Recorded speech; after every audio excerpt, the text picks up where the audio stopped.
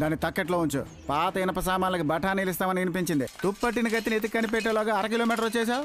నేను ఎత్తుక్కొని వచ్చి మరీ వెయ్యాలా? పట్టుకోరా మంచి బఠానీలు ఇవ్వు. ఏంటయ్యా అందరు కత్తులతో వచ్చారు? ఏంటి మీకు బఠానీలు కావాలా? వేసి పారు నొక్కండి. ఈ కత్తుల వల్లే కదరా జాతి మత కుల భేదాలు గొడవలోను, అన్నదమ్ముల మధ్య గొడవ, బార్లో గొడవ, ఆఖరికి బోర్డర్ లోను గొడవ. చావింట్లో కూడా కత్తులు దూసి అందరినీ చావ కొడుతున్నారు కదరా. ఈ సాసికి పేలు చూసిన బఠానీలే కదా. ఏదో గొడవలాగుంది, సాయం చేద్దామని మేమొస్తే మాతో ఆడుకుంటా. పాలు ఎక్కువైపోతే మీ ఇంట్లో ఉన్న పిల్లికి పోయిరా. అడవిలో తిరిగే ఈ పులికి కాదు.